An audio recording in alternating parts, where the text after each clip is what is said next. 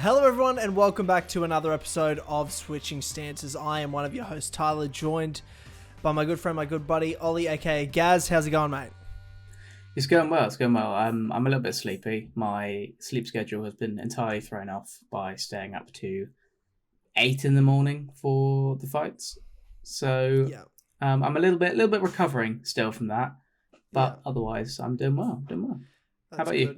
That's good, mate. I'm okay. Lots going on. Been very busy.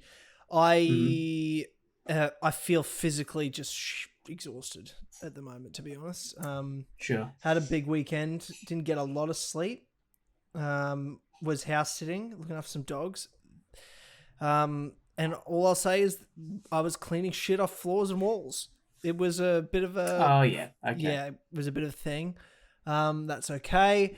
And then and just training my ass off at the moment, man, even though it's like the off season, I guess you could say, in between fight camps. I've been training a lot. You've been getting inspired? I've been training really hard. For the last few weeks, sort of really back into it and really... What's that been? Has that been a lot of grappling or striking or what? A lot of wrestling, bro. I'm wrestling so much. A lot of wrestling. Striking as well. Like today was like 2 hours of striking and clinch work. Okay. And I feel like levels up and up and up, and I've got a lot that I'm really focusing on improving and working on. And my wrestling, I'm just loving wrestling, bro. I just fucking love it. I feel really strong. Against much bigger guys. And the techniques there, and my scrambling's really, I'm feeling really good. I'm feeling really strong physically at the moment. Okay. And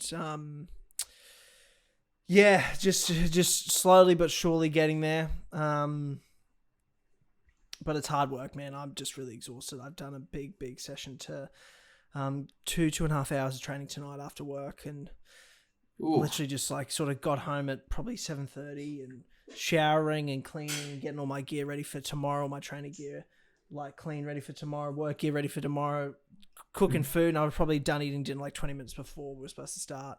But then, of course, you're sleeping. So we're another half an hour late, so it's fine. Sorry.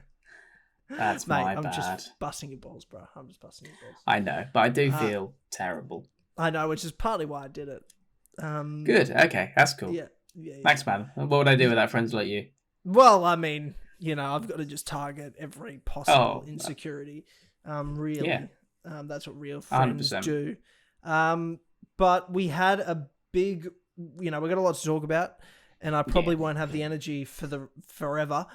So I feel like we should get straight into it. What are your, I guess, initial reactions, thoughts, feelings after International Fight Week, UFC 290? It was a big week and a big weekend and a big event.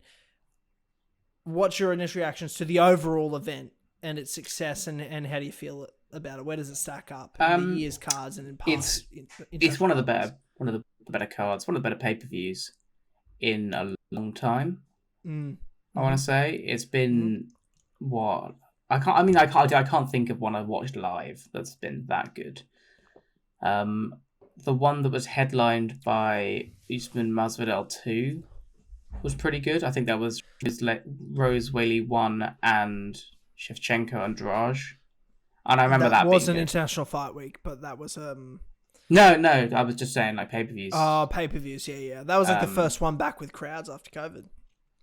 It might be. That might be why I remember it so fondly, because it was also where like two people broke their legs. Chris Weidman and Jimmy Crute, who retired this weekend as well. Did he retire? Yeah, bro, he retired after his fight, after he lost. I saw him put down his gloves. I didn't see him retire. Yeah, 25 years old, retired, yep. Mad. Kid from Bendigo. That's a shame. Yeah. Because I think he's probably just got other shit to do in his life, Yeah. It's a shame because there's room to improve, I think. Yeah. But yeah. But I think he's really young and young enough to go have a career doing whatever else he wants to do. Yeah, 100%. And build as well from there. And I'm sure he's made a lot of great contacts and stuff through his UFC career, and I'm sure he'll be very successful at whatever he does. A lot of people have a lot of respect for him in this country, in the MMA world. And from what I have heard about him, he's very well respected and a really great guy and a hard worker. So I've got no doubts he'll be successful. Okay. But yeah, anyway, I'm with you.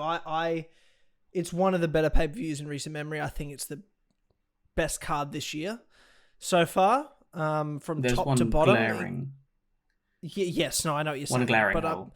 But it minus bias, right? Like just how martial arts, event drama, and it did create, that result also created more stories and drama that we wouldn't 100%. Have had otherwise. So overall as a show, massive success. The whole week felt big.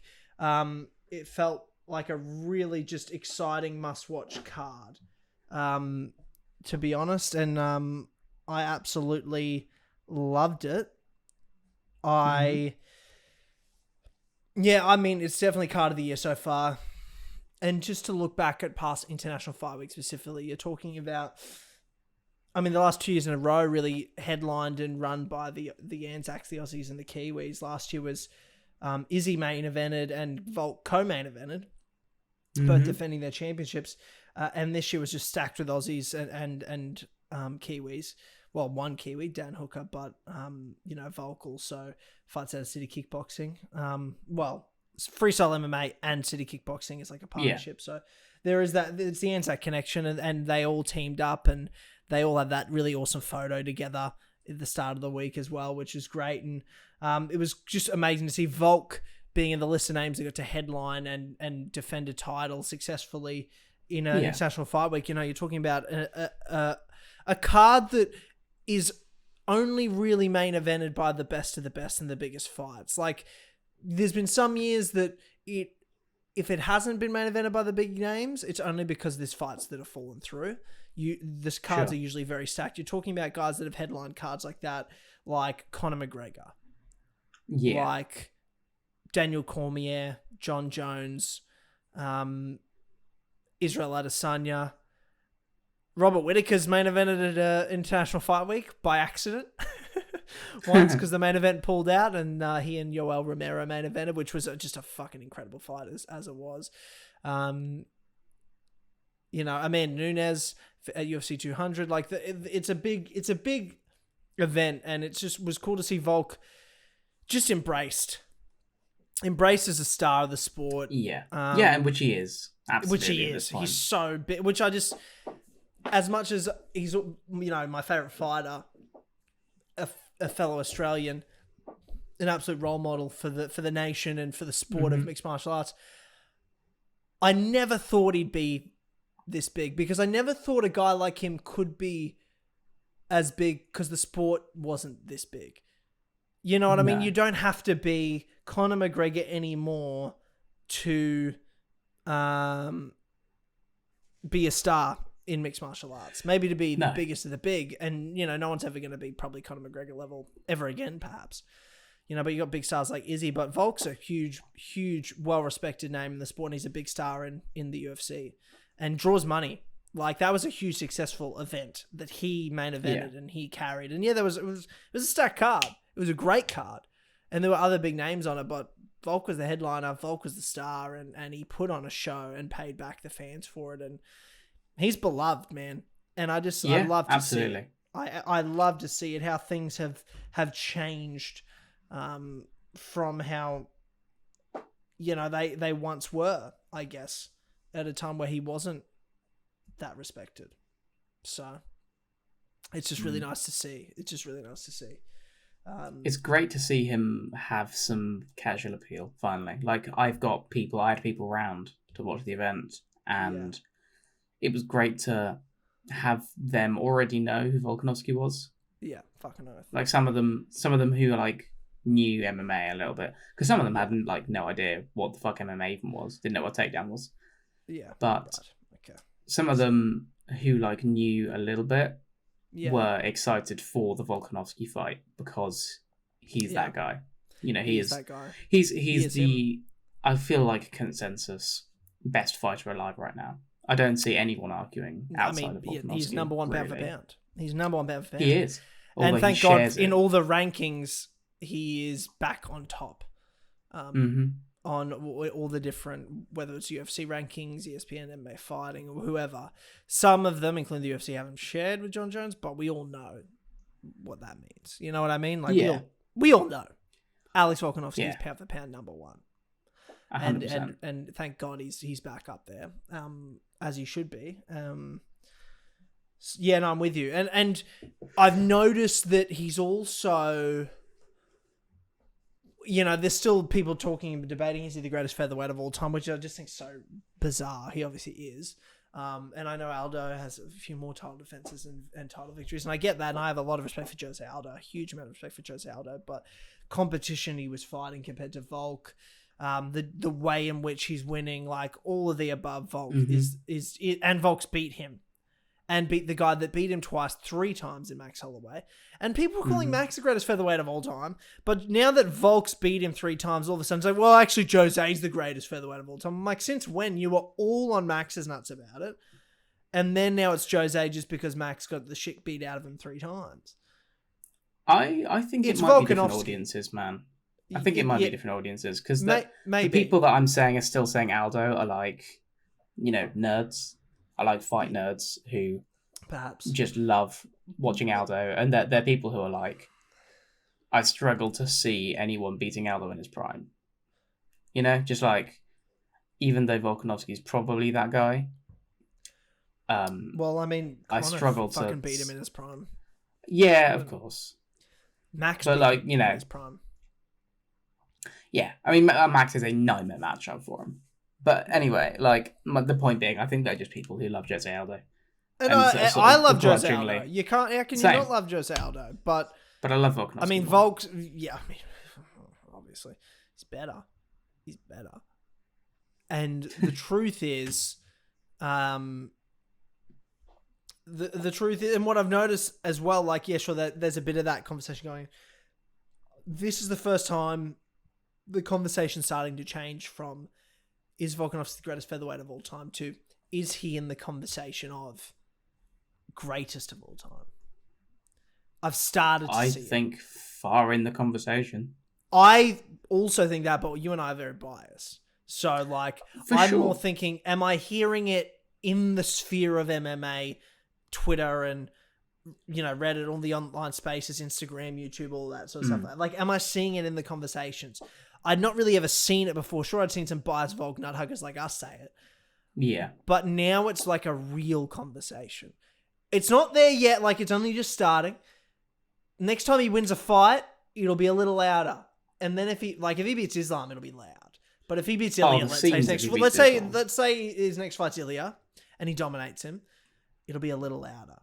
And then he goes on to fight Islam. And if he beats Islam, bro, we're off to the fucking races. Mm-hmm. All of a sudden, it's like he's guaranteed top 3 all-time GOATs. But, like, that's where we're at. That's where we are. And that's the respect Volk's finally got him to. From, like, being before the Ortega fight, after the Max 2 fight, everyone fucking hating Volk. And now, a few years later, he's being looked at as potentially one of the greatest fighters of all time. Yair in the press conference, God bless him, showed him so much respect, shook his hand and said, I think he's one of the greatest of all time.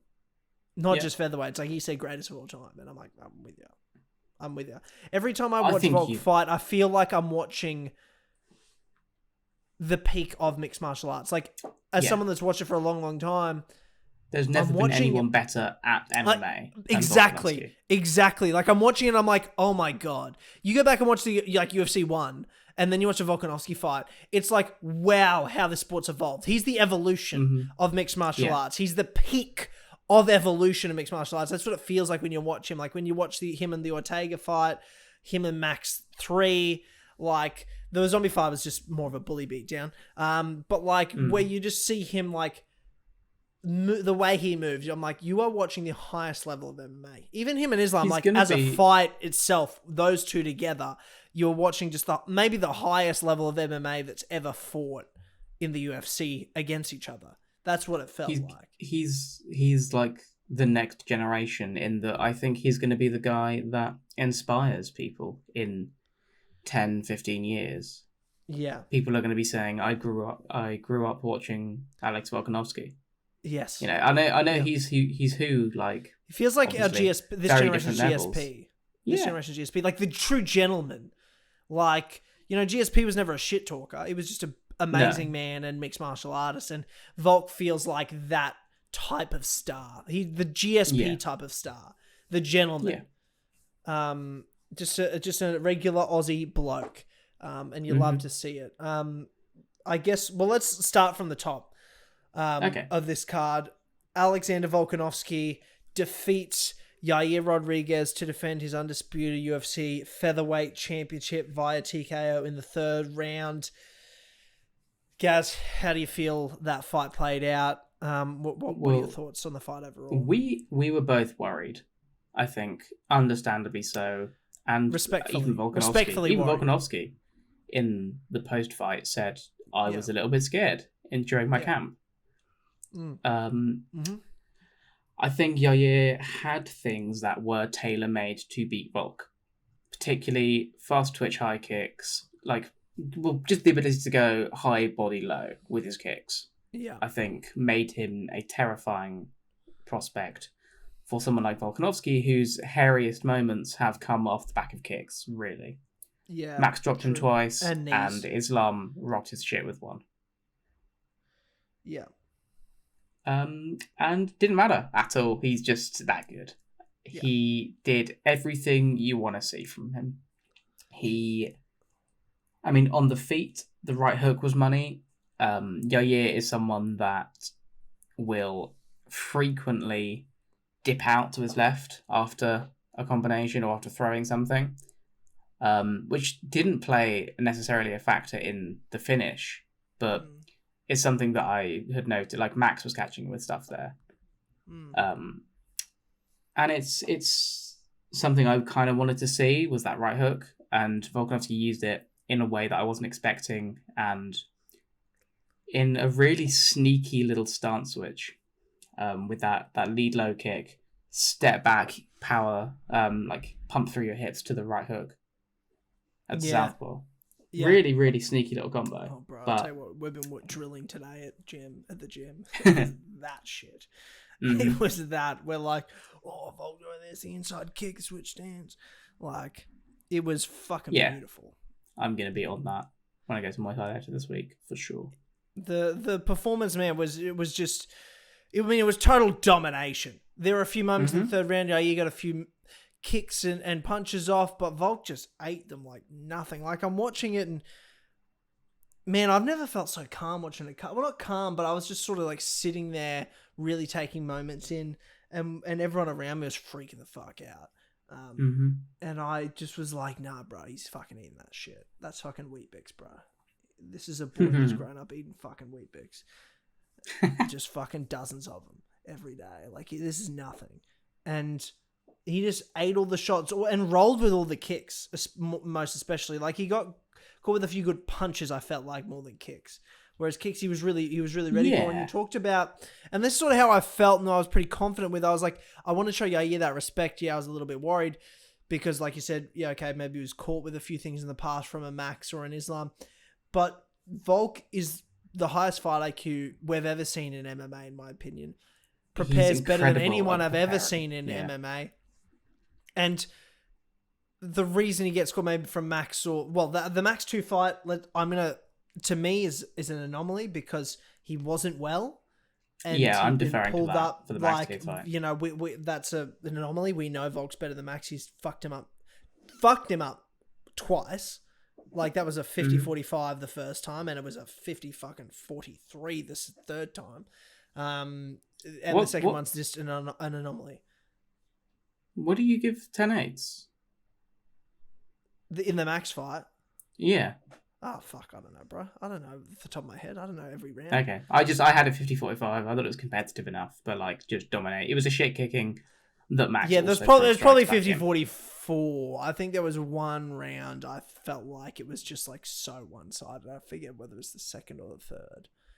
The one where he cut him open, I felt like was like...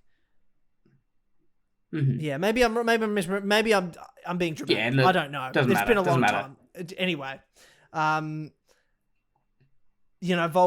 I'm just saying that second fight, okay. But let's say, Islam caught him with a knee and some kicks. Yeah, okay. I am a little worried there.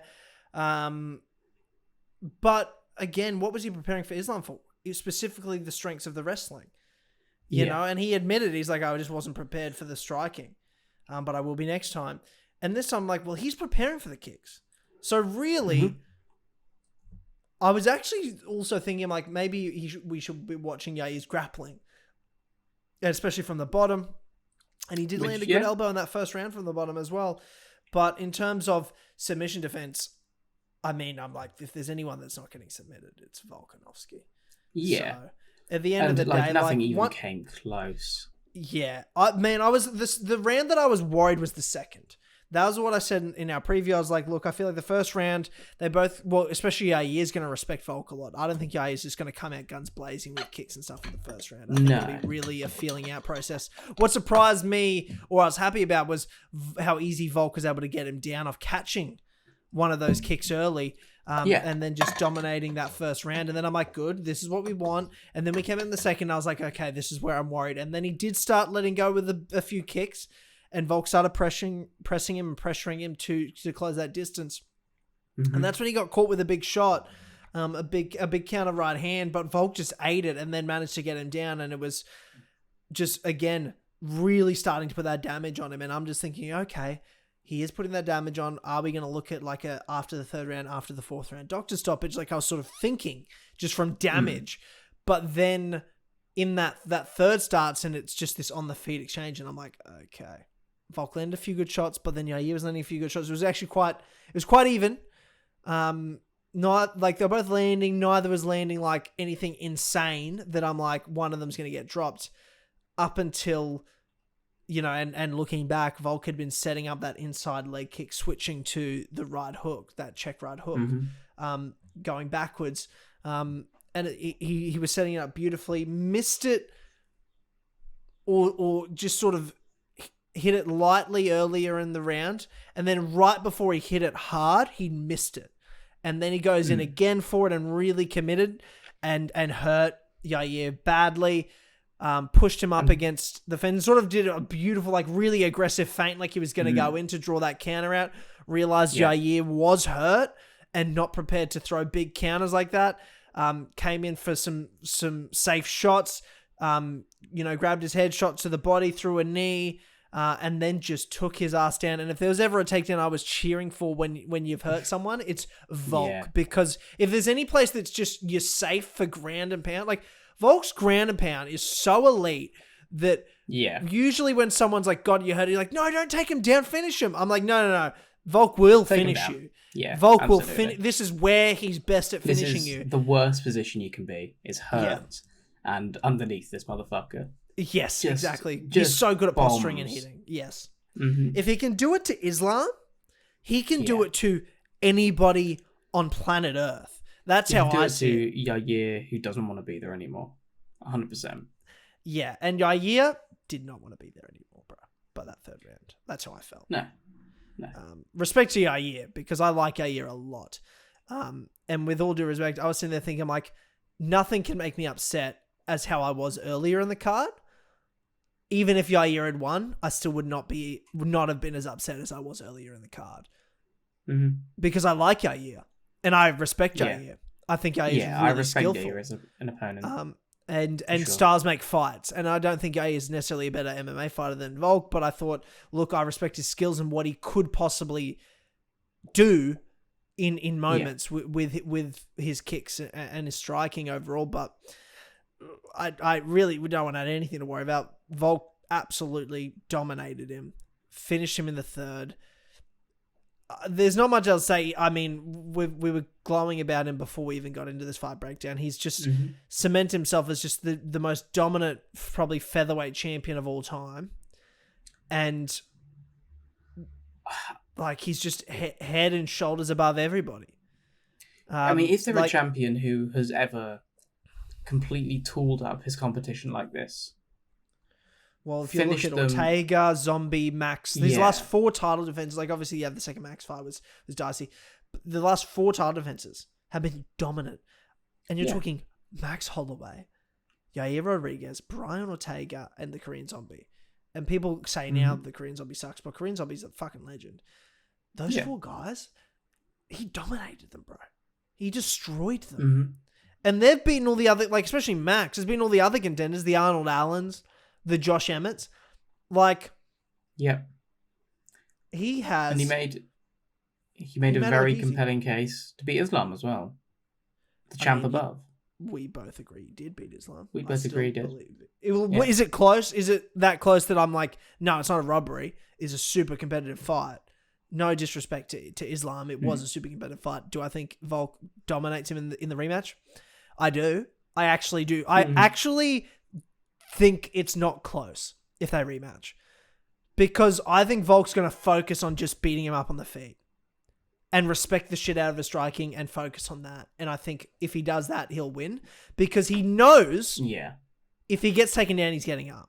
He knows that. He's not as worried about the strength and getting dominated in the grappling. He will be prepared to deal with the grappling. He is prepared to deal with the grappling. And will Islam take him down in the rematch? Yes, he will. I have no doubt about it. But Volk's not going to be sitting there like just not wanting to strike with him because he's worried about getting taken down. Because now he knows, he's like, well, if I get taken down, I get taken down. I'll just get back up. Mm-hmm. Let's focus on, when I'm on the feet, landing well and respecting what's coming back at me. And I think... Yeah, not just standing there appreciating his work after I think it'll something nice. 100%. Will it be his toughest fight? Yes. But will he win? Yes. Yes, he will. Yeah, I agree. And like, if you look at what lies ahead for him, Ilia Topuria, he's weirdly confident on. He's not given Topuria much respect at all. And I understand that. There's like... He's a 25-year-old kid who's just beat up Josh Emmett. Yeah. You know? With respect to Ilia Topuria and to Josh Emmett is 38 and not a particularly complex opponent. He's kind of got two punches and some decent movement, which is also slowed down because he's old now. You know? It's just so crazy seeing UFC fighters that are like at the top of the game. Like you just said, Ilia. I look at Ilia, I'm like, oh, he's probably 30. I'm like, oh no, I'm older than him by a couple of years. And that makes me depressed. Yeah. Anyway, sorry. No, it's more of just like when you watch athletes and you're like, fuck, they're good, and you admire them, and then you're like, oh, yep, I'm older than they are. Cool. You know, I'm that guy that's like, yeah, man, he's a good kid. Yeah, I like that kid. I'm Dana White, you know? Yeah. Sorry, you were saying? So he's got Topuria ahead of him, who he's pretty confident he'll smash. And I don't have a lot of reason to doubt him. If anything, the confidence is the only thing that makes me go, but he'll prepare. He always prepares. Yeah, he does. And then Aljamain Sterling, assuming he beats Sean O'Malley, which I think is an assumption. I've got a vibe about O'Malley. But man, me too, to be honest, me too. I've got a bit of a vibe about that fight too. If he does beat O'Malley, then Aljamain Sterling, who I think he poses zero threat to Volkanovski. Assuming Volkanovski stays, again, all of this is assuming that Volkanovski stays athletically where he's at, or doesn't drop off in a major way. Yeah. But dominating the champ below you, dominating the only other contender in your division right now, and beating the champ above, who people insist is like the next big thing after Khabib. Yeah. Like, even two of those wins, he's the GOAT, I think, and it's hard to fucking argue. Yeah. Yeah. You know, I think... I mean, look, the GOAT thing is all arbitrary it's all silliness just anyway. It's a bit of a laugh, isn't it, you know? Yeah. It doesn't mean anything. No. You know, you can rank elite wins, or you can rank title defenses as if Volkanovski's wins over, like, Chad Mendes or Jose Aldo don't mean as much because they were for 2 rounds less. Yeah. But, like, I really struggle to see an argument why he can't be the greatest of all time. I think he's the best of all time we've ever seen. And I think outside of the cage and inside of the cage, he's exactly what I want from a fighter. Yeah. Like, out and out. He is an incredible role model. He's just a genuine student of the game. He understands everything that he's doing. And it's so impressive. Yeah. Unmatched. So inspiring. The man prepares. So inspiring. He doesn't just prepare to a degree that he has a game plan and then he throws it out for the next person. Like he learns skills and concepts, and then they come into play in the future fights. You know, he'll like the wrestling for this one. Obviously, he's always been a bit of a wrestle boxer, but the wrestling for this one, you can see stuff that's inspired by the Islam fight. You can see little pullback trips and you know, sitting Yair down and using like he's just leveling counters. Up. Right? He just keeps leveling up. Yeah. Like he'll take a previous body of work that he's produced and implement it into his future fights. Yeah, it's just so impressive. Yeah, I can't believe the best mixed martial artist of all time we've ever seen comes from my fucking country. As a fan that was watched for so long, I just was like, assume it's gonna be a Brazilian guy or an American guy, right? Like you just don't. And then even for bits, you thought, mate, is it going to be a Russian or Dagestani type wrestler? I don't know. But then you're like, no, it's just this hard-working, blue-collar Aussie fucking bloke. I'm like, fucking oath. That loves rugby league. I'm like, that's what I'm talking about. That's my shit right there. Yeah, absolutely love it. I want to ask you, when was the moment you realised that Volkanovski was something like a special talent?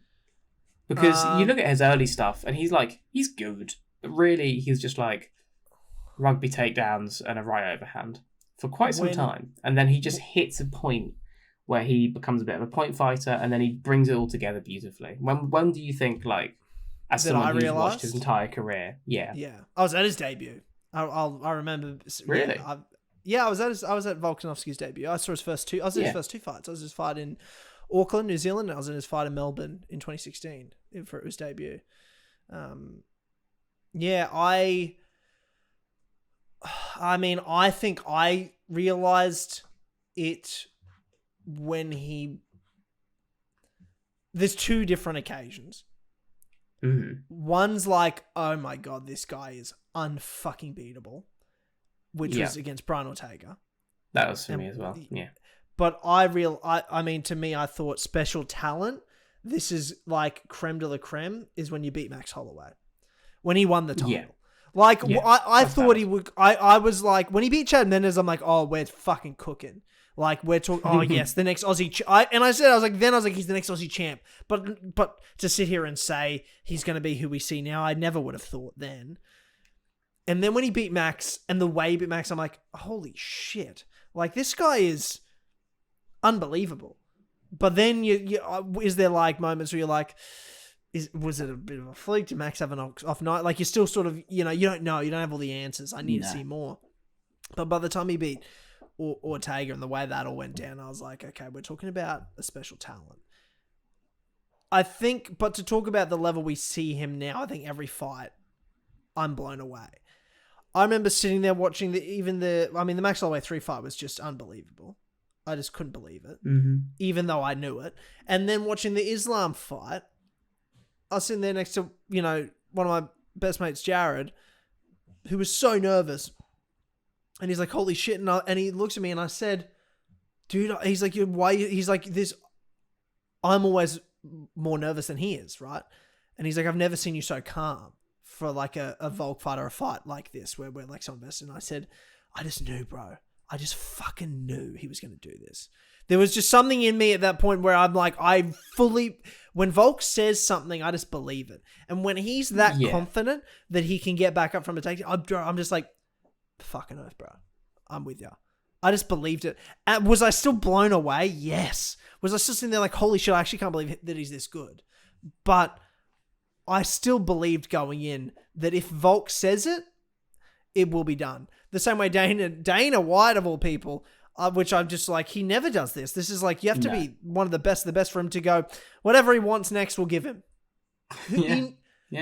Izzy, Connor, that's about the only people he ever says that about. Volk's up there, where he's like, whatever Volk wants next, he gets. Whether it's Islam, whether it's Ilya. But I think it's because he knows that Volk's not just going to wait around and pick his spot. He's like, look, I just want to get in there soon. Who's available? I don't care who it is. Or if I have options, he's like, I'll pick this. And they'll be like, yep, no worries.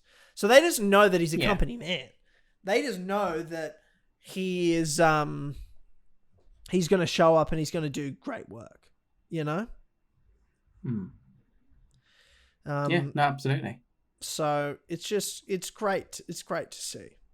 Great to see. Volkanovski, pound for pound number 1, still the featherweight champion of the world. What I want to see next, I want to see Islam next. I want the rematch. Yeah, I want to see Islam next. I mean, you could do Ilya if the timing's right. I mean, that's the fight at featherweight for me.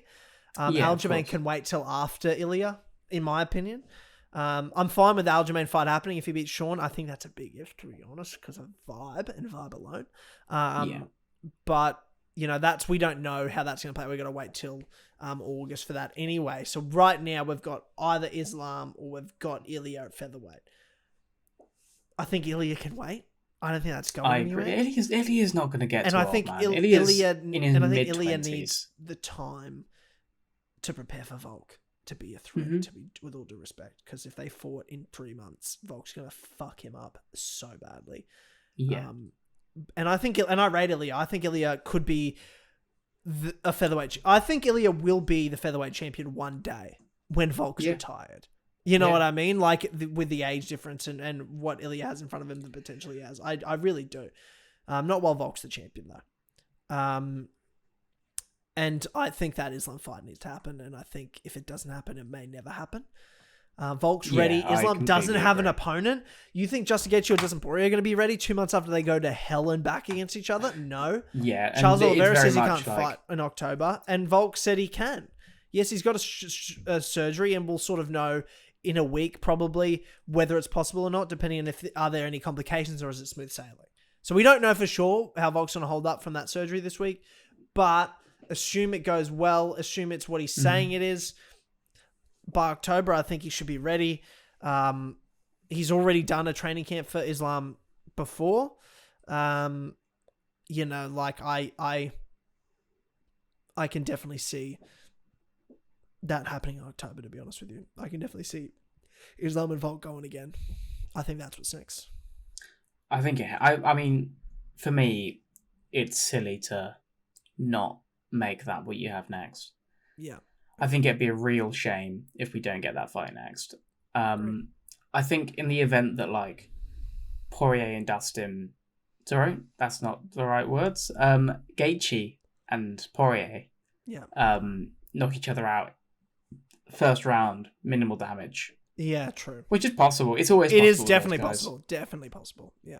I think they probably get it, just based on being ready and being. I don't think they announce anything until after that fight. No, yeah. I think guys like Arman Tsarukyan or Michael Chandler trying to throw their hat in the ring are not going to get it over Volk. No. Definitely not. Definitely not. Chandler's coming off a loss. And to Dustin. So it's either the winner of Dustin Gaethje if they're okay, which is highly unlikely in my opinion. Yes. Or it's Volk. And then Charles is whoever Charles fights the winner. Whoever wins. Yeah. Yeah. I mean, if Volk wins, they're doing a trilogy. Do you reckon? Ooh. Oh, please. I mean, the money? Away? I mean, it depends. It depends how it goes to me. It depends how it goes. I think it depends how it goes. Why? Well, I mean, is it dominant or not? Is it dominant or not? Because I think if Volk fucks him up, I think Volk can do whatever he wants. I don't think Volk has to fight Islam again. Whereas I don't think Volk would have to fight Islam straight away. I think Volk would be allowed to go. I think Volk would be allowed to go to featherweight first and then come back. I think if Charles beat Islam, I don't know actually, because they fought twice as well. I think let's say Dustin beats Islam. I don't think Islam gets an immediate rematch, but I think with the levels that Volk and Islam both bring, it's a nerd's favorite and it's a casual's favorite, and I think they'd be silly not to do that 3 times. Yeah, maybe. Yeah. I mean, to me, that's let's see it a second time first before we talk about. Oh yeah. Okay. Next down on the card was Brennan Moreno, Alexandre Pantoja for the flyweight title. I mean, we got a new champion, Pantoja. We got a new champion. And I think there's been a lot of controversy about the scoring. I don't want to get too into it. Because I was going to ask you, was it the right decision? I thought it was. Me too. I couldn't give you the rounds. Me too. I haven't had the chance to go back and see it yet, but I can safely say that. Yeah, watching it live. What was your feeling at the end? Right, was like, look, I was rooting for Moreno. Yeah, and I'm sitting there like, I don't know how the fuck you give that to him, because he'd have those moments like a minute or 2 minutes of a round where he's doing really well, but then he'd just get bullied for the rest of the round in grappling, and I'm like, well, I don't know how you give the round to Moreno after that. I want to, but I don't think I can. That's how I felt all of the later rounds. Like rounds 1 was definitely Pantoja, dropped him in the first. Round 2, definitely Moreno. And at the end of round 2, I was like, Moreno's back. He's comfortable. He's worked it out. He's evolved. He's got this. Then you get to that third round. I've only watched this fight once. I've watched all the other fights a bunch of times. I've only watched this fight once. I think I'm going to say Moreno, but I could be totally off on that, because in my head it was 2-2 going into the fifth, and I gave the fourth round to Pantoja, and I gave the fifth round to Pantoja. Yeah, that's valid. Arguably, I could have given Pantoja the third round too, but I thought Brandon Moreno did such a good job scrambling out of the grappling from memory. Like, that was when Pantoja was really focusing on trying to get that grappling going, and Moreno was doing a great job getting out of it, and I think even got on top at points as well. So I think that was the round I sort of leaned to Moreno, and then 4 and 5 again to Pantoja. Again, I only can guarantee you that I gave the fifth round to Pantoja, first to Pantoja, second to Moreno, third and fourth I'd have to rewatch, but that I felt like Pantoja won that fight. Well. Was it close? Definitely. It definitely was close. Yeah. Would I want to see it again? Yes, not immediately, but I could definitely see that happening again if Moreno gets a win or two and Pantoja's still the champion. Why not? I don't care if they fought 3 times and Pantoja won all 3. Like, it's the first 2 were so long ago. No one really who watched them. Nobody. Like, who cares? That the World Championship one's the fight that matters. It was, I mean, in my opinion, fight of the year so far. Oh, what without a shadow of a doubt. A fucking fight! What a fucking fight that was! Unbelievable, dude.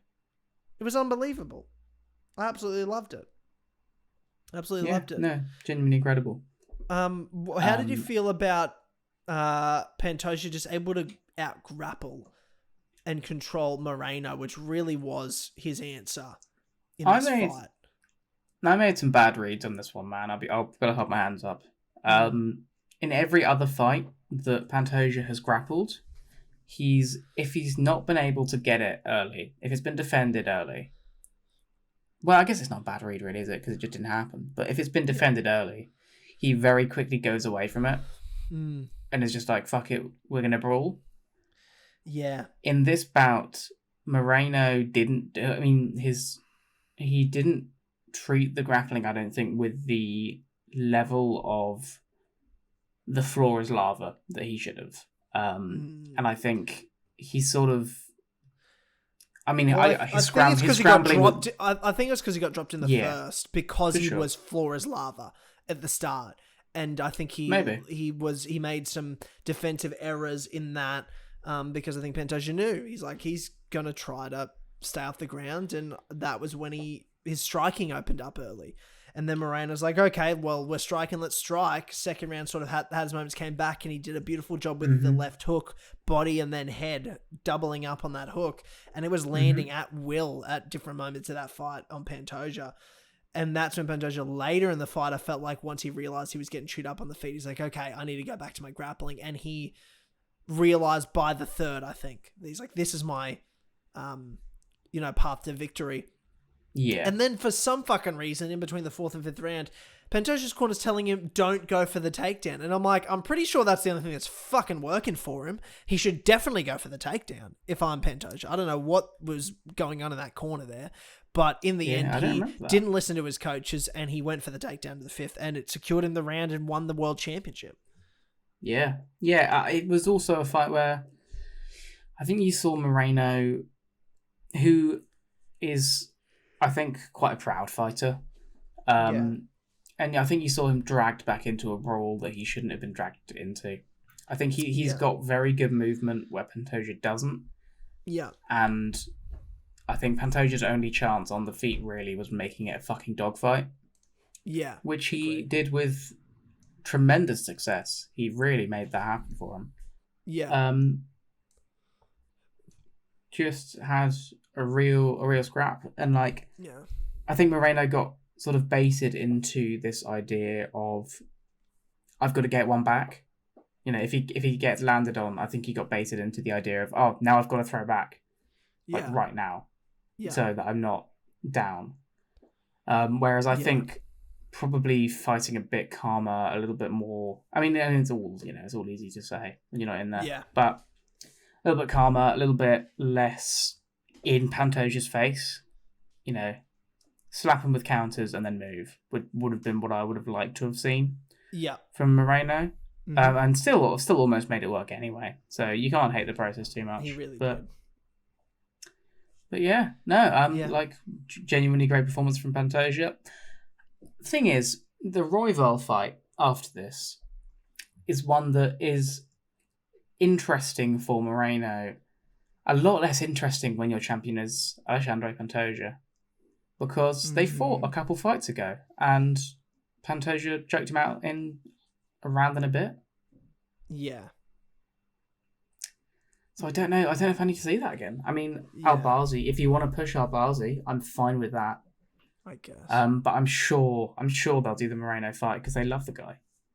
I don't think realistically, I don't think he deserves it. I don't either. I think Moreno needs one to get one more fight. Yeah. If he wins one more, fuck it. But I think he needs another fight. Yeah, I agree. He's becoming a bit of every title fight has to have Brandon Moreno in it, which is a little bit annoying.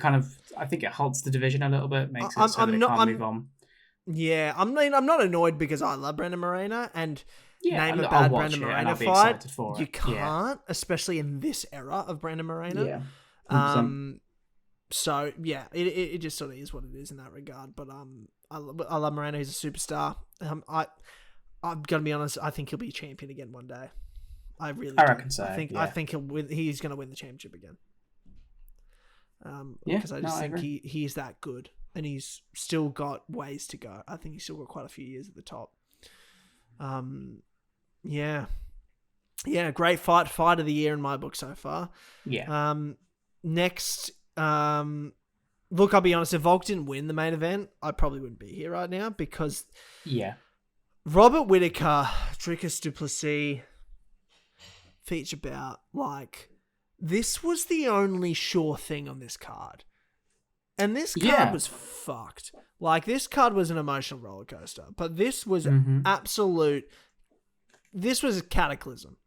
This was Chernobyl level disaster. Dricus finishing Robert Whittaker TKO in the second round, and not by dumb random lucky shot, but by strategic wearing down, picking his moment, game planning well defensively and offensively, and just beating Rob. I hated this fight. Was it a good fight if you're a non-biased fan? Yeah, it was a great fight. It's drama. It was high drama, and you got to finish. But from a Australian, I love Robert Whittaker, I hate white South African males perspective, very disappointing. Very tough. In fact, I'd say one of the great disasters of our time. I don't think that's dramatic to say. If we're talking about in history, we're talking about international tragedies. You're talking about this is your guys' 9/11, really. Well, I mean, I would argue this is Australia's 9/11. If I'm being totally honest, I would argue that. I think that's valid to argue. I think that's a fair comparison. Yeah, I would say that. In fact, some might argue. Some might argue a bigger tragedy.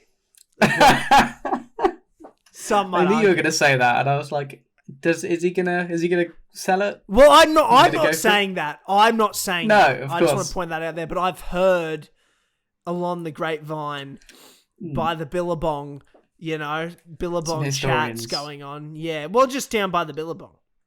Oh yeah. Down by the American might say down by the water cooler chat. I say, as an Aussie, the Billabong chat this week has been, one of the great disasters of all time. And Rob, to his credit's taken it like an absolute champion. Yeah. And I really appreciated that Dricus was geeing up Robert so much, talking about how Rob's one of his heroes and had a poster on his wall, and this was the most important fight of his life, and and maybe that's the best way to look at it as a Rob Whittaker fan, and be like, this was the worst matchup for Rob, partly because Dricus is preparing his whole life for this moment, just to fight Rob. Yeah. That's the guy. He knows he's such a fan of Rob. He knows his movements in and out, and he's like, I'm willing to bet Rob's going to do what he does in every fight. And he was right. He picked his weaknesses. He picked his gaps. I think Rob needed that. I think Rob's going to be better for it. Yeah. You've said the same. You and I have talked off air about this. Yeah. And you've said the same. I've said a lot on what you're Twitter as feeling. well. Yeah. Yeah. Because there's been a lot of interesting narratives coming out of this. When I watched it the first time, I was deathly nervous. I just had a vibe. I always have a vibe when one of my favourites fights. Yeah. I had a vibe with Volkanovski. Yeah, you text me after dominated. the first round, I think something like, I'm going to be sick. And I just laughed. Yeah. With Whittaker, I don't know. I had a vibe, but I never thought it would happen, and I think that made it worse. Yeah. Because Du Plessis has looked, and I want to, with all respect to Dricus Du Plessis, and with all apologies to Dricus Du Plessis, he has looked shit in every fight that isn't this one. Truly has. I remember fantastic hearing him. Pissed me I remember hearing him be hyped up prior to the Tavares fight. And so I went in with quite good expectations and watched the Tavares fight live. And I was like, oh, this guy sucks. He's just like sprinting forward, mouth wide open, panting as he throws these 1-2-1s. Yeah. Like his chin far out in the air. Just looks like he doesn't know how to fight. Yeah. Looks like he's getting there by athleticism only. And let's be real, like athleticism plays a huge part for him. Huge part. But at the highest level, it's he manages not going to work. He manages to tie it. Well, it just did, man. It just did. But it didn't, because he fought a great fight. For sure. No, for sure. I've watched that fight 3 times, and it was hell on earth to have to do. He fought patient. He fought smart. He fought tactically. And then you add his athleticism and physical, demeanor to it, and how strong he is. On top of that, that's what got him to beat Rob.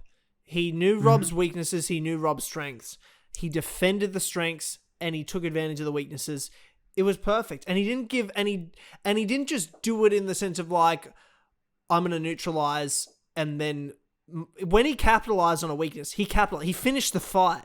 He didn't give Rob that. He took him down the end of the first and beat him up a bit, and you're like, shit, that wasn't good. And then Rob comes out and does his thing, and he was winning the round. And until Dricus had his moment and dropped him with a fucking southpaw jab. What the fuck? Yeah. And then instead of, okay, I just had a moment, he's like, no. I've found a weakness. I've taken advantage. I'm going to finish. I'm going to make him pay. I've got enough of the round left. And he just went to town and capitalized on his openings and finished it. Like, I have to respect that. I hate to say it, but he fought a perfect fight. He was doing all of the things that Rob hates, and some of them Rob countered. Like he was low kicking, and Rob was countering that very well. Clearly, that's something he's been working on with respect to Adesanya, fighting Adesanya again. Mm-hmm. Yeah. So he was like watching it live, I thought that the low kicks were landing a lot more than they were. Rob checked them quite well, I thought. But Du Plessis' high guard, being patient, and then waiting for Rob to stop and then getting back on him as Rob has to sort of like bounce out of range. And Rob sort of his low lead hand for his jab, he holds it sort of by his shoulder, which allows him to come up with it and catch people by surprise. It's deceptively long, Rob's jab. He can catch you and like lunge into range like a fencer very well. And yeah, I mean, the issue with that obviously is that he's not got it by his face. And so if you counter it with a right hand, particularly as like a right hand that he doesn't have the chance to see, doesn't have so big a telegraph because it's not coming from back here, it's coming from here. So I'm doing it on camera, but it's not coming from behind you. It's not coming from your rear shoulder where it's a massive movement to throw. It's coming from your southpaw where you can pump it out like it's nothing. Rob doesn't have that read to then be able to counter or to parry or to slip or to move out of range, and so it just clattered into him. Cannonier did it. And I feel like Adesanya's knockdown was a southpaw. It was from southpaw, I think. Because I remember seeing him recently talk about how he wishes he'd stayed in southpaw. Yeah, but even just to credit Dricus, like people have tried to make fun of Rob for that takedown at the end of the first round because obviously Rob's such an anti-wrestler. But I've watched that sequence specifically a bunch of times because I was trying to work it out. And it was like the perfect, like, I've watched Rob a million times and I know exactly what he's going to do and I'm going to capitalize on it. That was what that moment was to me. That's how I've read it. Mm-hmm. He dips the way when Rob comes in and he gets in close and then he drops down and like circles around and he'll get like that arm triangle sort of over under as he's sort of exiting on his opponent. And he did that to Dricus and Dricus countered by doing it back to him. Perfectly, like on purpose. He knew it was coming and he tried to do it early and he grabs that thing so hard and he's stronger than he looked stronger than Rob and he got Rob in such a bad position and then he threw that terrible takedown. But it wasn't necessarily like the sweep that was just, it didn't need to be perfect. He had such good control of Rob's upper body that he was still able to get him down even with a pretty shitty sweep from the legs. It was good enough. Yeah. And he was able to land, and it was terrible position. Like he's drilled that specifically because that was a textbook Rob entry and exit, and he saw a moment where he's like, I know where I can get you. That's how it felt to me. I just like that can't be an accident.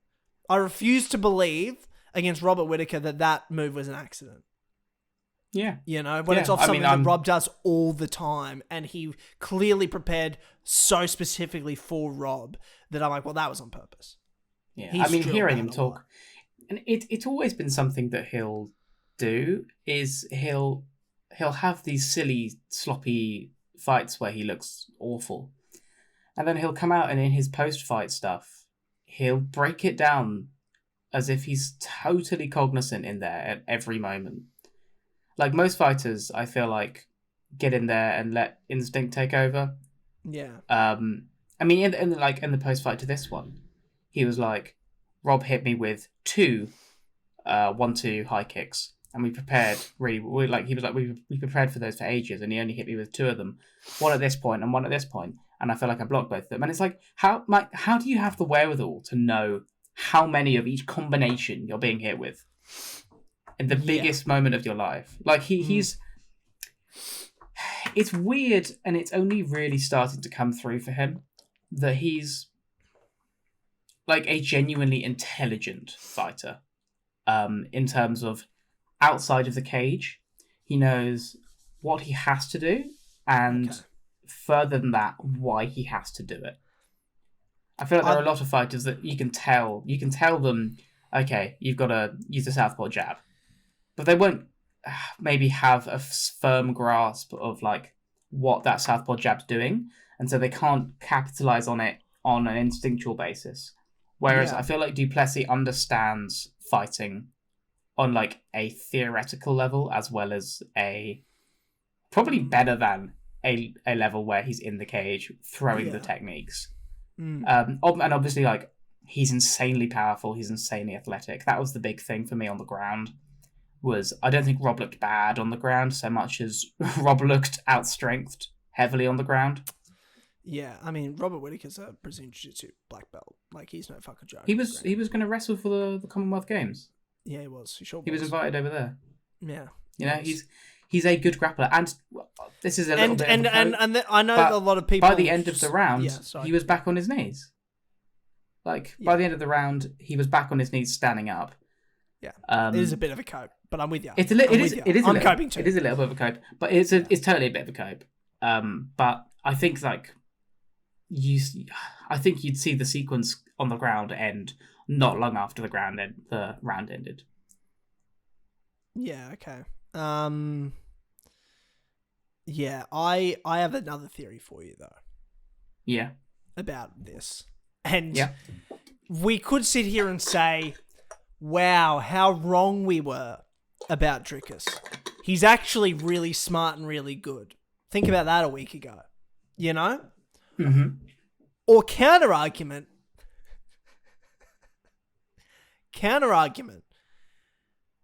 is we live in a world where player one and the main character is Israel Adesanya, and he manifested this. He truly did manifest this. And I'm going to be honest with you, I believe that more than Dricus is really good and really smart. Is Israel Adesanya truly player one, truly main character? To the point where he actually did manifest this bullshit. If he did, does that mean that you're going to root for Du Plessis in this? I would if he caused Rob's loss. If you're subscribing to that theory. If I'm subscribing, I'm not saying I am subscribing to it. I'm just throwing it out there. I'm putting it out into the world. I'm not saying it's not true, but I'm not necessarily saying it is true. I'm just saying what's more likely. You know, when you look at Izzy's career and what he just did to Alex Pereira, felt very movie-esque, felt very main character vibes. And then he's sitting there talking about how he's going to manifest Dricus winning, and I'm like, I don't like hearing that. And then it happened, and then he comes in and drops the ninja word about 25 times. Mm-hmm. And I'm sitting here like, would I then, let's say I subscribe to that theory, would I root against Izzy? I mean, I'm going to say no for a couple of reasons. One is his Kiwi. Yeah. And I don't like white South Africans. Like, that's the, you know, I mean, like, you know what I mean? What's, you know, there's a way up there. Obviously, I'm joking about the South African parts. It's a fucking joke, but also... I feel like you say it enough where... I say it enough. It a joke? I say it enough. Yeah, I do say it enough. It is a joke because there's plenty of great South African people I've met. There really is. Yeah. I feel like the worst white South Africans are the ones that left South Africa because they don't like how, you know, now they've let everyone mix and mingle. You know, I feel like the white South Africans that are still there are probably the best of them. It's the including ones that Dricus. It's the ones that came here, bro. It's the ones that came here. I don't vibe with them. I'm just saying. No, I'm joking. Wink, sort of. But also, you know, if you meet a white South African person in like England, in Australia, and ask him if they had a maid, and then ask him what colour skin the maid was, I bet you they're not white. That's all I'm saying, bro. That's all I'm saying. And I don't like it. I don't agree with it, and I don't vibe with it. So say what you want. I'm sorry that I don't like that sort of thing. But anyway, what I'm saying is no, I'm rooting for Izzy. I said at the end of the reactions, I want Izzy to kill him. Yeah. I want Izzy to kill, not literally, you know, metaphorically, and in the context of a fight inside an octagon in the UFC. I want Izzy to kill him. I want Izzy to destroy him. I want him to embarrass him. I think this is the biggest plus side for me personally. Is that me too. I don't like Izzy. Yes, and I don't really like Dricus. Yeah. He's growing on me, to be fair. Yeah. But I don't. He's a way more likable person. I'm not a fan. In an unbiased world. Like, if I was an Australian or a New Zealander by heritage, I probably wouldn't dislike Dricus. No, sure. But I am, that makes sense. and I do, Yeah. Yeah, he's growing on me, but at the same time, I just want those boys to get in there and have a scrap. And I don't really care who wins it. I mean, to be honest, would be so funny and would make the Rob loss a lot better if Dricus won it for me. If Dricus comes in there and just meme takedowns Adesanya and pounds him out or takes his back and chokes him, would be one of the funniest things of all time for me.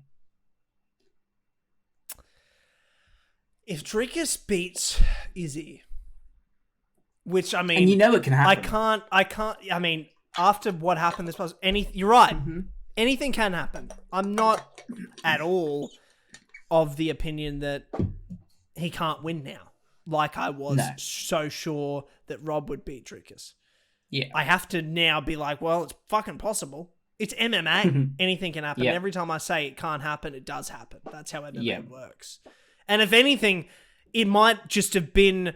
Here's my other thing. You know what I actually subscribe to? It's nothing to do with Izzy and it's nothing to do with Dricus. It's the MMA gods. Yeah. When the world says it can't happen, the MMA gods go, this is MMA. When it shouldn't happen, it will happen. When you think it can't happen, it must happen. Yeah. And that may be what happened this past weekend. In fact, I truly believe in the MMA gods. They're the only gods I actually believe in. And the rugby league I've become gods. convinced There's two gods I believe in, the rugby league gods and the MMA gods. They're the two gods I truly believe in.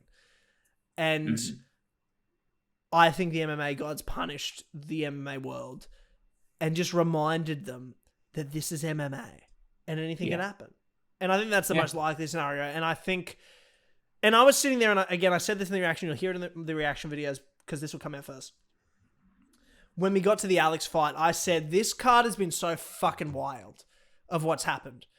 Like, from Robbie Lawler, Dan Hooker, Jailin Turner, the Izzy shit with Dricus, the Rob Dricus fight overall, the fight with Moreno, wasn't the right decision.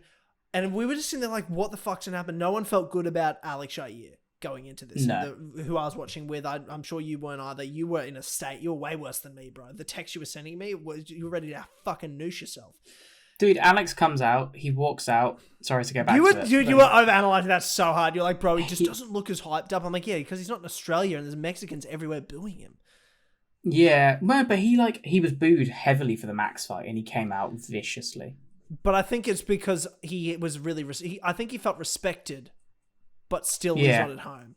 You know what I mean? Yeah. Whereas, like, he had a point to prove in the next. Whereas Yair, I think he was just like, well, I think I'm going to fuck him up. I think he just looked relaxed. I wasn't looking into it like you were. I said to the room, I said, terrified. I know there's craziness that's happened on this card, everyone. This was said to the room. I said, no, there's craziness happened on the card. But I truly believe that truth must shine through. And if there's any truth to MMA, it's that Alex Volkanovski is the pound number one. Alex Volkanovski is the truth. And at the end of the day, the truth must shine through. And it did. So that's why Volk won. Because I'm like, you can have your craziness all you want, MMA gods. But at the end of the day, Volkanovski is the truth. And the truth must shine through. And it did shine through. So it's fine. But yes, the MMA gods were at play here. Izzy stepped in the ring and did a face-off with Dricus. It was pretty fucking cringe. I love Izzy, and the problem with Izzy is I just think, and I think he's in the right, like, you see his arguments online and things, and he's posting like other people's comments, like, explain himself. He's like, this guy has it. And I'm like, yeah, it's because you're so, like, he's not emotionally intelligent. Like, he's emotionally intelligent in the sense of, I think he understands his own feelings, but he's not very good at expressing them to other people. No. So I don't think it's that Izzy's in the wrong. I think he's so cringy because I don't think he's very good at expressing his feelings verbally. He's very good at expressing himself in the octagon and as a martial artist. It's why he's such a great martial artist. But I don't think he's really good at expressing himself verbally. And I think, he has his moments, but the reason a lot of people think he's cringe is because he doesn't have great like EQ. Like he truly, I mean, he's got quite an ego on him. He's probably got some narcissistic tendencies too. And look, Izzy, I love you, but like, he really doesn't know how to read a room. And he says things he should, and then he'll say afterwards, he's like, nah, I did it right. Fuck all you.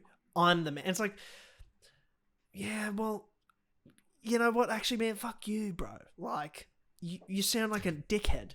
And I love you, but you sound like a wanker. And it's not like, and I think you're right, but you're going about it the wrong way at expressing yourself and coming in there where he could have said, you're trying to call me not African. You started this. You were trying to disrespect me, Francis Kamaru. Like, are you being for real? And then instead he sits there and he tries to bait him to say the N-word by saying ninja 25 times. And I'm like, bruh, that ain't it. Like, I couldn't even understand what you were trying to do because you just kept saying it. And then Dricus is sitting there, gets right in his face, and he's just... And I'm like, Izzy, first of all, way too intense. Relax. Save it for when you're fighting. Let's be honest, he's clearly very drunk, I think. I think he'd been drinking. He said he only had two... No, he said he only had 2 drinks. He said he wasn't... What? Maybe he's the lightweight. I said at the time too, I was like, he's drunk. He's fucked. He should not be in there. But then after he's like, I've had 2 drinks. I'm like, oh, okay. So, never mind. So that's actually worse, is it? It is worse. It is worse. Yeah, I think it was way too intense. I loved his stare off, like at the camera. Like as the fight's ending and I look up and Izzy's just staring at the camera like, I'm so happy and so ready to go to war and fucking destroy this guy. I'm like, perfect. You don't need to have him on the mic. You don't need to bring him in. Just have that. We know what's next. Yep. You know, Joe's going to ask Dricus, we know you're going to fight Izzy next. What do you think about that? Dricus is going to say his words, cut to Izzy staring there so intensely, looking angry. Done. Sign me up. Yeah. Sell out an arena in Sydney. Sell out a stadium in Sydney. You could, you know, like bring the boys. Like, let's go. Defend the land. Yeah. You know, for the Anzac. It's a fun fight. It's a fun fight, and I think it'll happen in, what is it, September? Is it September? It's September UFC 293. And it's going to be, I'm glad it's a short build-up because I could not handle the racial undertones of this fucking build-up. No. God. It's going to be fucked. And I don't think, I truly don't think Dricus is like some bad racist fucking dude or by any stretch of the imagination.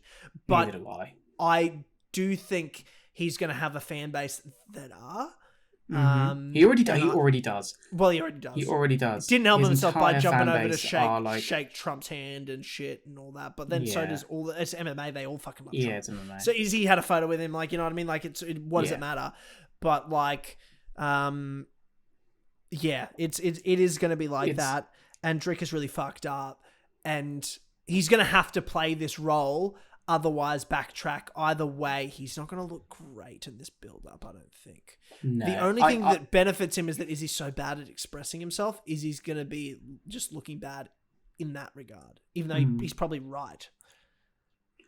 For me, I think the way Dricus sees it is similar to Michael Bisping winning a belt out of the US and claiming England.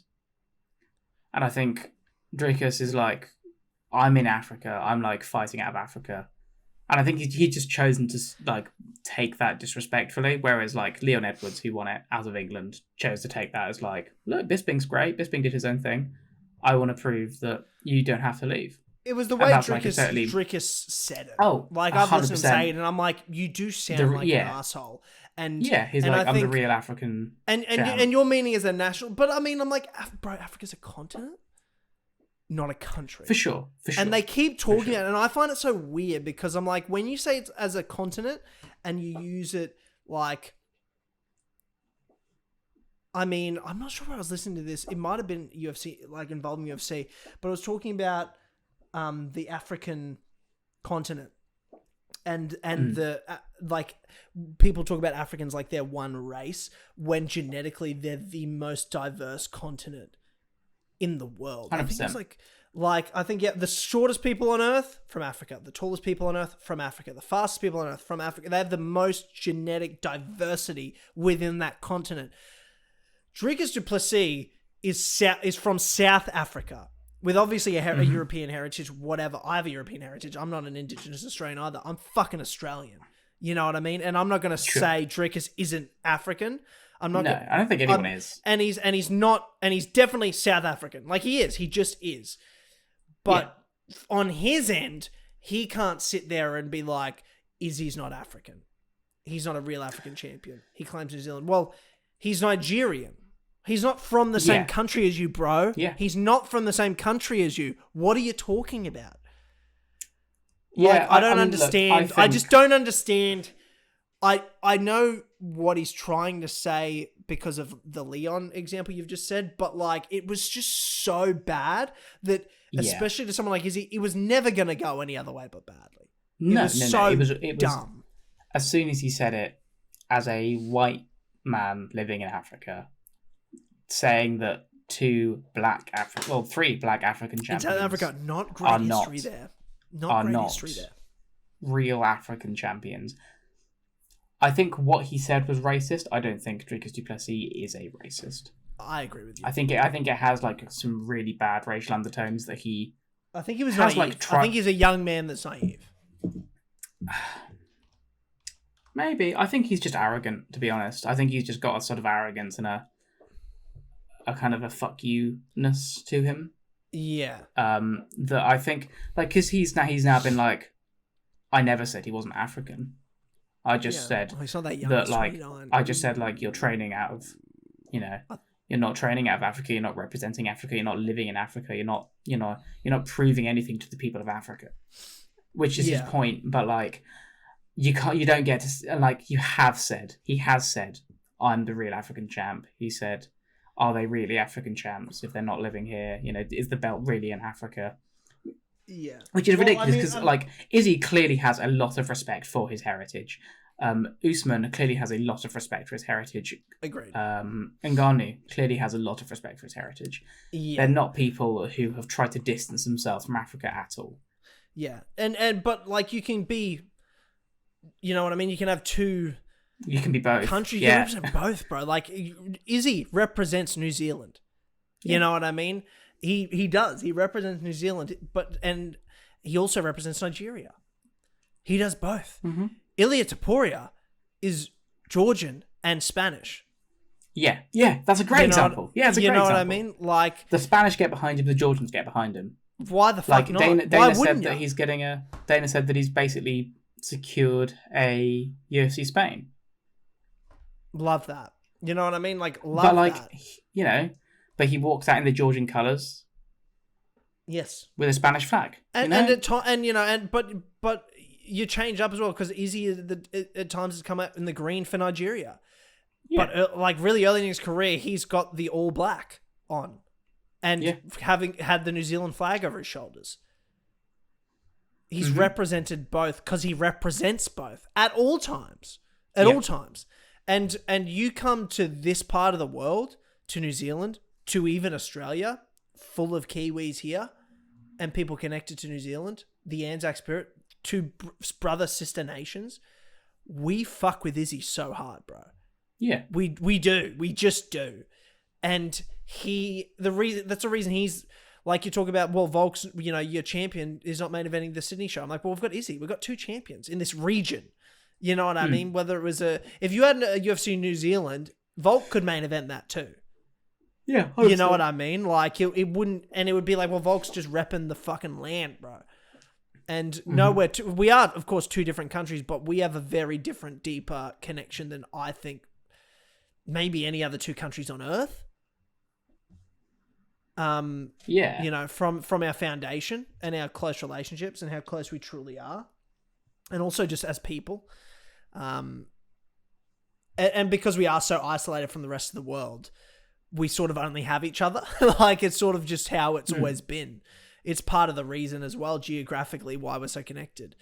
It just is what it is. And I'm backing Izzy, and I'll always back Izzy unless he fights Rob or another Australian.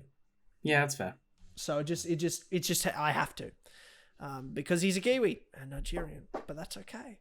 Anyway, I'm back. It was fun weird for that one. It was weird. I'm looking forward to the fight. I'm not looking forward to the build up. Yeah, that's exactly where I'm at as well. Yeah. Yeah. Do you want to hit Dan Hooker, Jailin Turner? Poor boys should have got fight of the night, but then, fight of the year happens later on. Dan fucking Hooker, I just want to say, I told you so.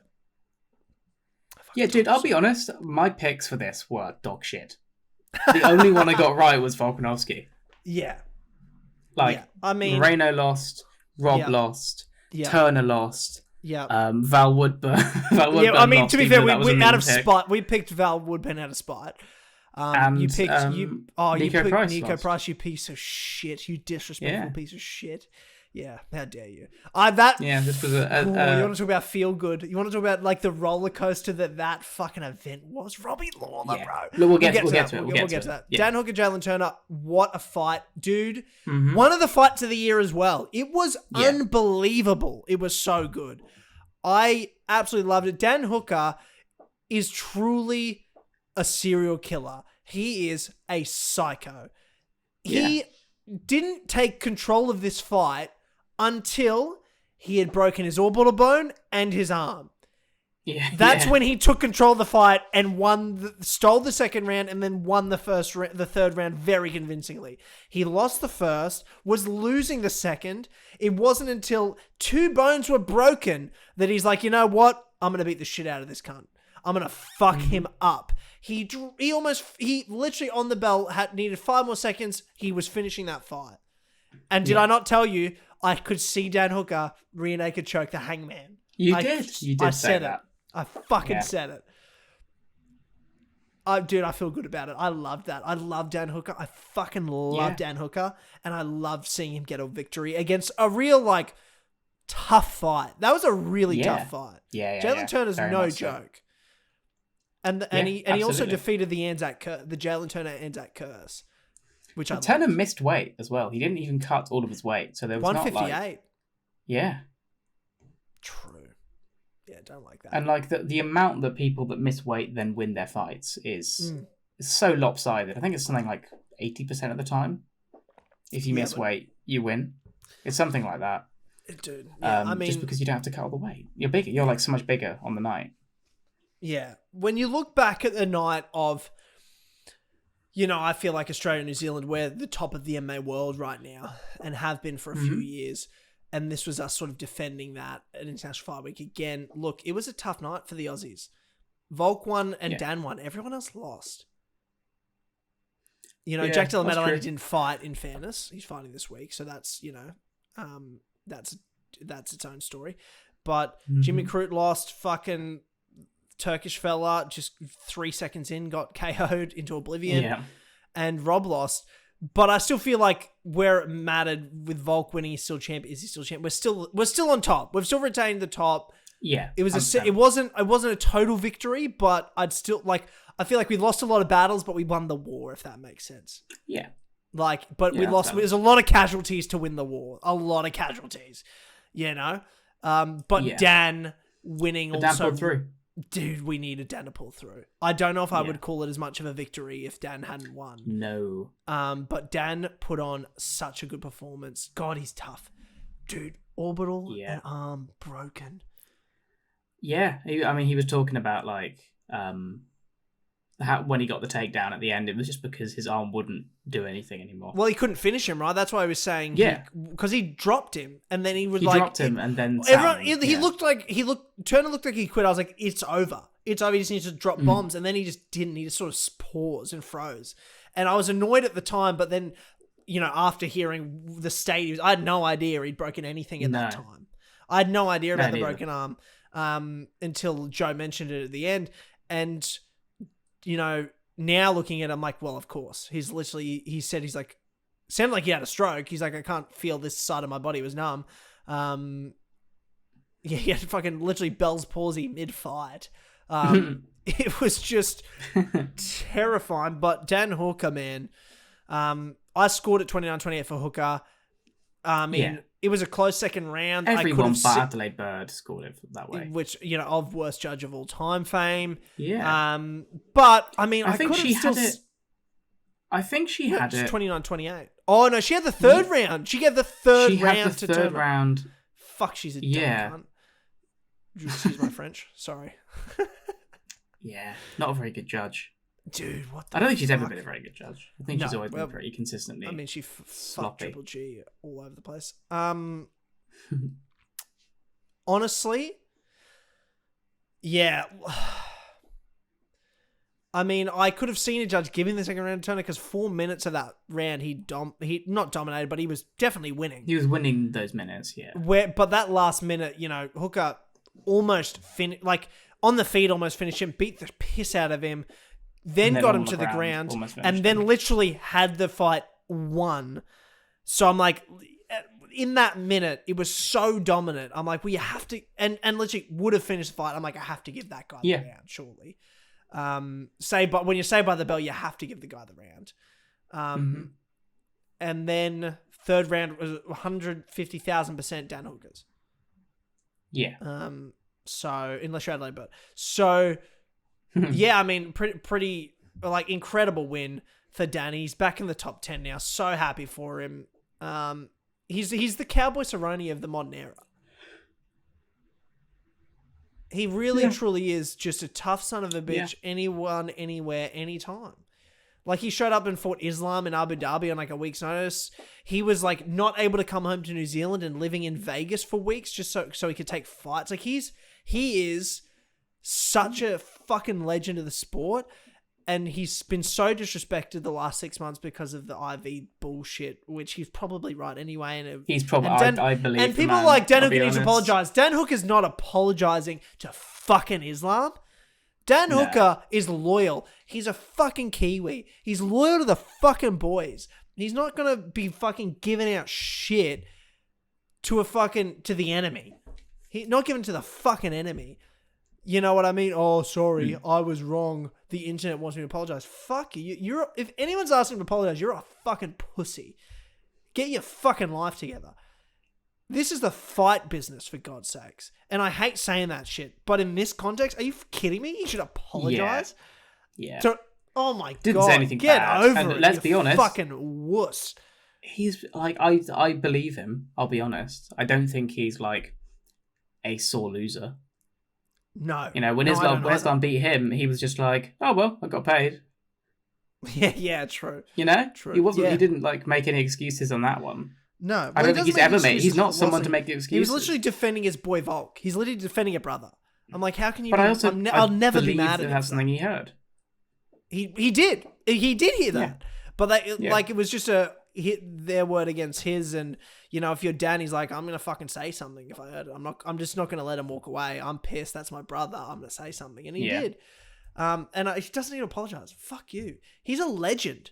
The amount of what he's done for the fight game and the fights he's put on and putting his body on the line, unbelievable. He's a legend of the sport. He'll be like, when all's said and done, if he has he'll probably be a Hall of Famer one day.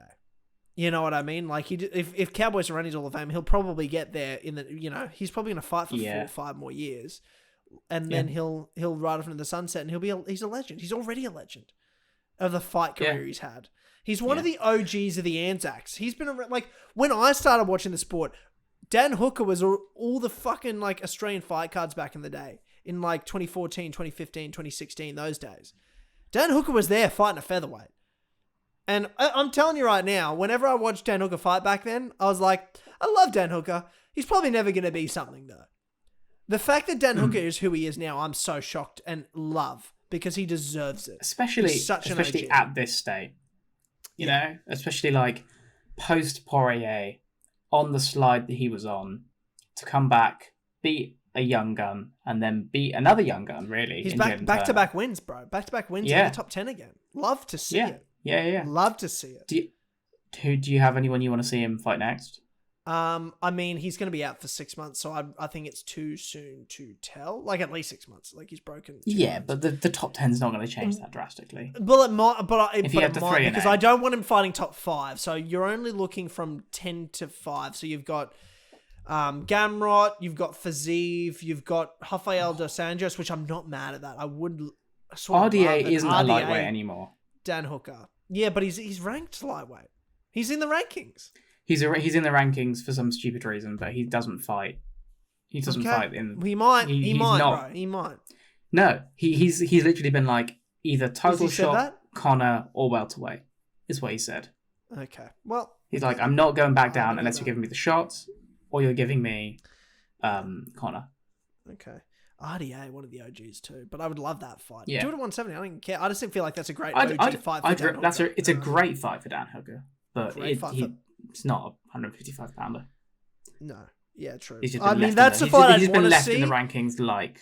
If you're talking about fun fights, good fights for Dan, that's a fight I'd love to see that's in the top 10. Yeah. It's not a big step up in the rankings, but it's a great fight.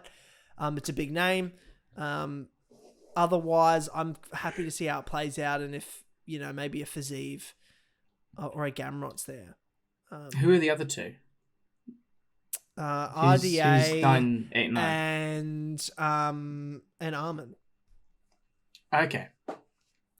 And I think Armin, and I think that Armin and Fazeev are going to fight, I've heard. Is that true? They've sort of been talking about it. Okay. And then I don't want to see him in the top 5 yet, because who does he fight in the top 5? He's fought Chandler already, he's fought Poirier. Can I throw you a wild card? If Justin Gaethje loses to Poirier, I wouldn't mind seeing Dan Hooker fight Gaethje. I think if Justin Gaethje loses to Poirier, he's going to retire. I agree. He's very heavily implied it. I agree with you, but I'm just saying. It's a banger fight that I'd love to see. I wouldn't be mad at that fight. No, not if Gaethje's like, look, I've lost to Poirier, I'm going to retire. I've got one more fight in me, though. Like a good farewell fight. You all know I'm retiring. Give it down. Yeah. I'd be up for that. Fight. And Hooker could win that. Hooker could definitely win that fight. Yeah. I agree. Stylistically, he probably doesn't, but he could. Yeah. It's not a 50-50, but it's probably like 60-40.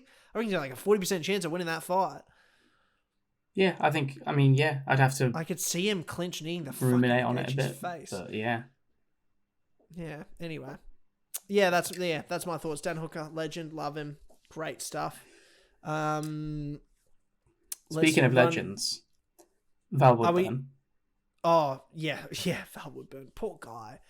Come to the UFC on a week's notice by himself. He was a fan favorite through the week. People felt so bad for him. It was wholesome stuff. I don't know if you've seen Chris Curtis talk about this. He wasn't on his own. Was he not? He lives very close, so he got. I think he. Oh, he went to. Did he go to the airport? A part of the video. He got a different flight. He got a different flight than everyone else, but they were there 2 hours later. But Embed had got a load of clips of him just walking around on his own. We have some breaking news, Gaz, for something we talked about earlier today. Ariel Helwani has just tweeted, Jimmy Crute has not retired per his team. Oh, okay. I thought you were going to talk about the other breaking news, which is the confirmed date of the boxing. The boxing? What? Ngannou versus Fury, October 28th. Oh, has that happened? Has that been announced? It's been announced. Has it? I haven't seen that anywhere. It's been announced. I haven't seen that anywhere. I'm reading it from Luke Thomas. What the fuck? I knew that it was coming. The announcement was coming. I don't really care about it. Happy for Ngannou, get the bag, but I don't really care about that fight. Oh yeah, I see it here. Tyson Fury and Ngannou will fight October 28th, Saudi Arabia. Sources told ESPN. Okay. Yeah. Get the bag. Other than that, I don't really care in the context of the sport. No, neither. Yeah, anyway. Bo Nickal, fast, athletic, knocked him out. Good. But to be fair, looked good. You're talking about an elite wrestler on the feet, bro. His accuracy, speed, he's power, very timing, fast, very good shot selection. He looked good. I actually was quite impressed. And I know it's can't be impressed. They fed him a nobody. But, in the context of it's an international fight where you're opening a pay-per-view card, it's a big moment in front of a big crowd. He looked flawless. Yeah, pretty much. I respect it. Yeah, and same. I've sort of been trying to listen to him a little more in interviews. I want to not like the guy because whatever, just fucking white bread, just plain Jane. But I don't know, he's slowly winning me over bit by bit. We'll see. He's not done much for me, I'll be honest. He's still I don't dislike the guy. But he just seems like he does seem like a I'm genuinely nice just guy. a I sort of little thought he was bit just an bored arrogant by prick. him. Yeah. Yeah, no, he seems cool. He seems cool, but he's just like, if you were to generate an American athlete, Yeah. who then comes over to MMA. No, I mean, we talked about it Nickal. last week. I'm with you. I get it. Yeah. I get it. Yeah. He looks like he should, he should be playing baseball or something, but yeah, I'm with you. Dana seems to be doing a weird thing where everyone that should be pushed isn't being pushed, and everyone that shouldn't be pushed is being pushed. He's quite reluctant to push Bo Nickal for some reason. Doesn't seem to want to give him anyone. I think he's learned from Sean O'Malley. While. I think they did a really good job with Sugar, to be fair. Yeah, they did. I think that's the best they've ever done with a guy they were high on from like way too early to be that high on a guy. And they usually just fuck their whole career up. The only one they've really done a great job. I mean, they've nailed Sean O'Malley. I mean, Hamza. He's fighting for a world title. He's the number one contender fighting for a world title. Like, they've nailed it. Yeah, I mean, Hamza did very well. And I think I guess Hamza's only obstacle has been Hamza.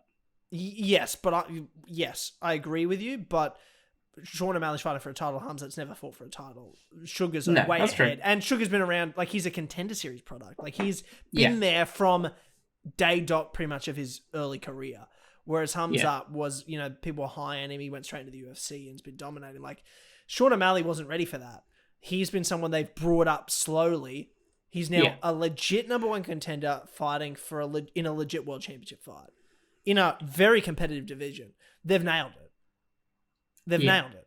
And they could have pushed him way earlier and he would not be here right now. No. So he could lose. He could still lose to Aljamain. They've still nailed it. You know what I mean? Yeah. Like, they've got him to a world title fight as a number one contender. Great job. What more can you do? The rest is up to Sugar. And the only fight, when you're the number one contender, the only place left to go is fight for the title. So the UFC's done everything they can do. It's up to Sugar to deliver, and so far he's delivered every time, but Cheeto, which has just created a great fight down the road anyway, aged like a fine wine. That's just pure luck. Mm-hmm. You know what I mean? Because Cheeto's a top 5 bantamweight himself now. When they fought, they were both unranked. So it's just sort of like, well, here we are. But that's another conversation for a different day. Let's talk about, before we wrap up, well, there's 2 more things to talk about, but let's talk about Robbie Lawler with arguably the greatest retirement in UFC history. I told you that Robbie Lawler is the Undertaker. Robbie Lawler will win. Now, I did title the last episode, Tyler Doesn't Know Anything. And it was correct, because I almost recorded a little bit to admit how wrong I was, because I was talking about how he's the Undertaker. Undertaker's defeat at WrestleMania. Robbie Lawler's the Undertaker. International Fight Week's at WrestleMania. Literally, the Brian Barberena fight last year was an International Fight Week when he lost. So I don't know what the fuck I'm talking about. I thought it was, but I didn't. I did say, I'm like, I have done no research. I did say to that moment, I'm like, I've done zero research on this. I just know that he beat Rory McDonald in International Fight Week, and I'm going just off that. And vibe. Yeah, right. But I did go off vibe, and Robbie Lawler delivered in fuck me dead. Man, I felt good about that. Yeah. When was his last knockout? I mean, it was Nick Diaz, but when was his last real knockout? Because Nick Diaz just sort of sat down. Rory McDonald? Rory McDonald. Of which the fight he went into the Hall of Fame for the night, or 2 nights before. I put up a video on Twitter and Instagram. Yeah. My girlfriend put it up on Instagram. I was in, before the main card started, because we were out of town, house sitting, as I said earlier. And we're in a cafe right before I had to drive home to watch the fights, because I had people coming over, and we're just having breakfast, a late breakfast, and I'm like, well, I have to watch Robbie fight. And I was like, hey babe, can I I'm just gonna put the fight, and had on my phone, and then she just starts filming me. I thought she was taking a photo to be like my fucking boyfriend. We're at breakfast and watching UFC, but she started filming me, and she was just giggling at me, and then seeing my reaction, because literally 30 seconds in the fight. And no world did I expect that to happen. That was just pure chance that she happened to be filming that. And I just lost my mind in the middle of a cafe and freaked a woman out that was in front of me, because Robbie Lawler knocked out Nico Price in the first 30 seconds of the first round. Fairy tale. I told you fairy tales exist. And I believe in the MMA gods, and they don't always do it for these old guys, but if they're going to do it for anyone, It's the guy that has given the MMA gods their greatest offerings, the greatest fights. It's Robbie fucking Lawler. No one deserves this more. Like, the UFC even did the fucking, like, promo, the hype package. Reel. Like, dude, I was crying. I was in tears. Like, even, I started crying. I've got the extended video. I'll put it in the proper reaction video. But I started crying at just him winning. I got really emotional. Aww. He's top 5 for me, all-time favorite fighters. Like, I fucking love Robbie Lawler so much. And I've missed him. I've missed seeing this Robbie Lawler, and just to see him get this when he dropped to a knee, bro, I was like, immediately I was elated and then started getting emotional because I'm like so happy for Robbie. And then my tears just continued on when they played the promo and he got interviewed, and just no one deserves it more, man. And what was because you picked against him, what was your feelings and thoughts? I thought he was going to get knocked out, and I was very, very happy. Very, very happy that he didn't. Yeah. Because very rarely are my picks based on what I want to happen, more so what I think will happen, and usually are very cynical what I think will happen. But with Robbie Lawler, like, the only fairy tale retirement really since Nunes, but like Nunes was different because she was still clearly on top. Whereas Lawler, like, let's not mince words, very clearly not on top anymore. Very clearly old, slow, doesn't have it anymore. He knew that. That's why he was retiring. Yes. But just managed to pull out some power that he'd been sort of stashing away for 3 years. And just, it's so, like... I don't know what to say. Like, he did what Robbie Lawler does. Robbie Lawler comes out like a demon in first rounds. Like, it reminded me of the when he fought Cowboy Cerrone. Because, man, when those two were going to fight back in the day, you want to talk about hype level I had for a fight? Like, I knew, like, they were two of my favorite fighters at the time, and they were in their, like, top of their career or just about.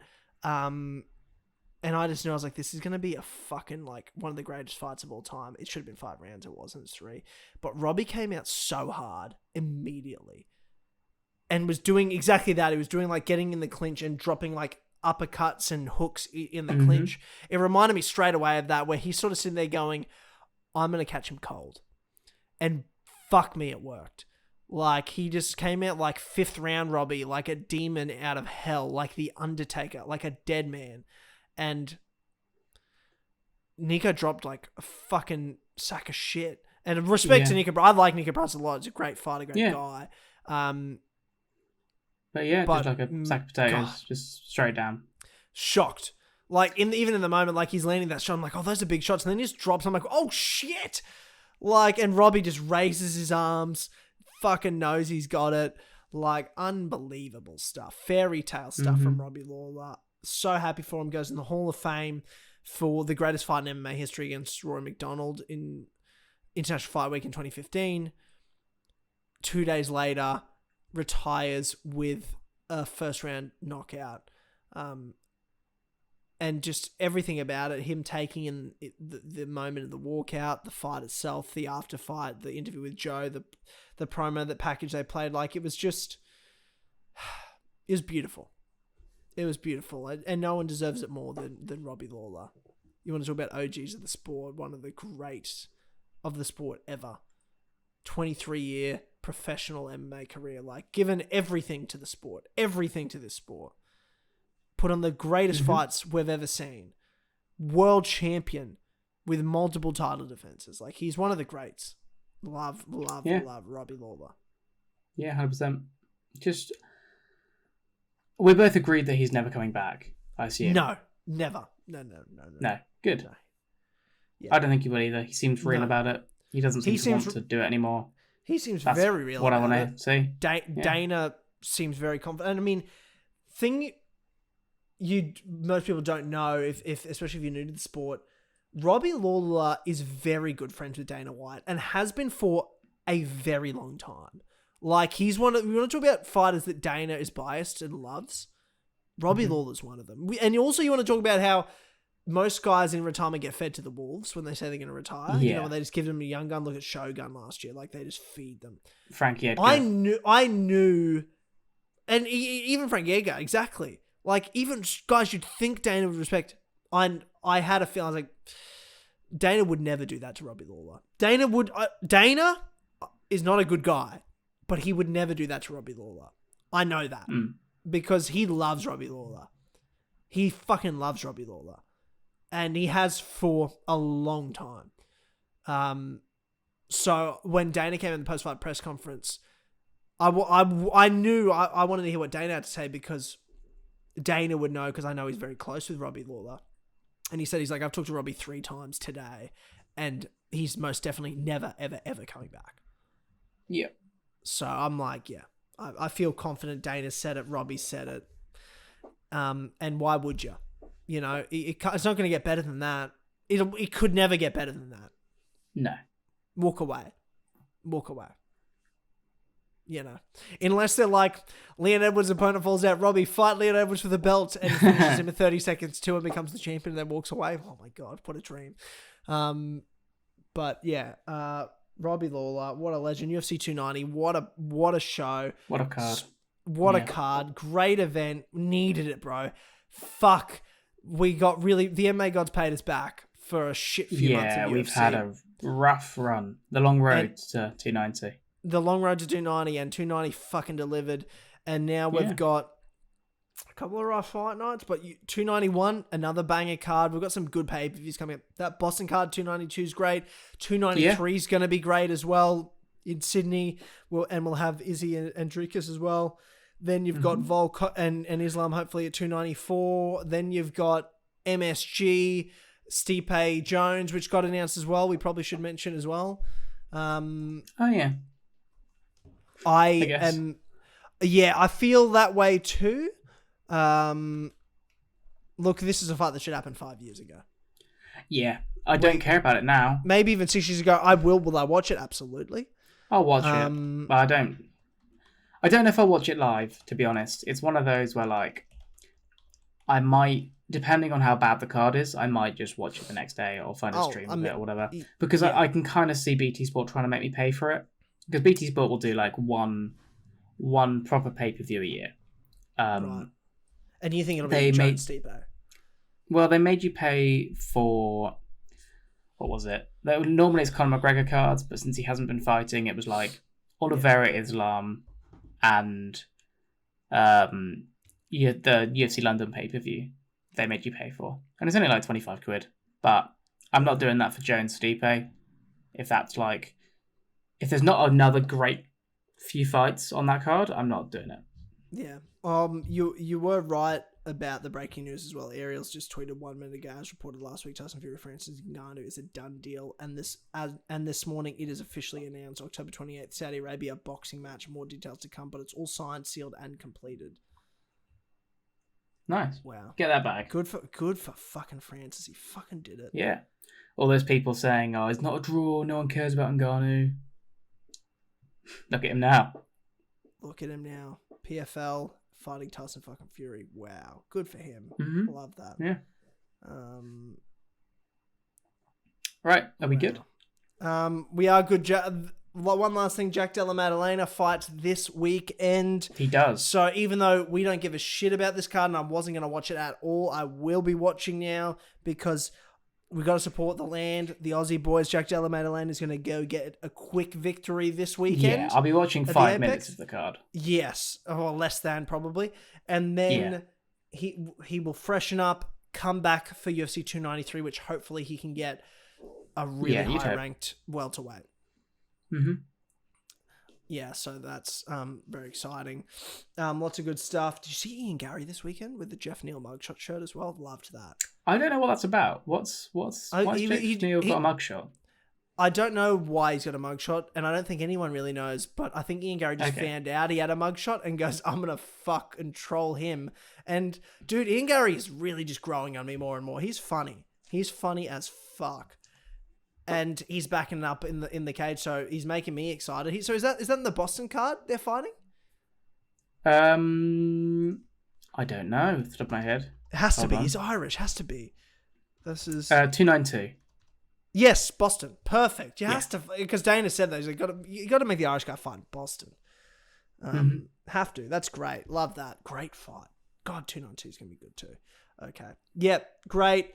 That's it for this episode of Switching Stances. Thanks so much for tuning in.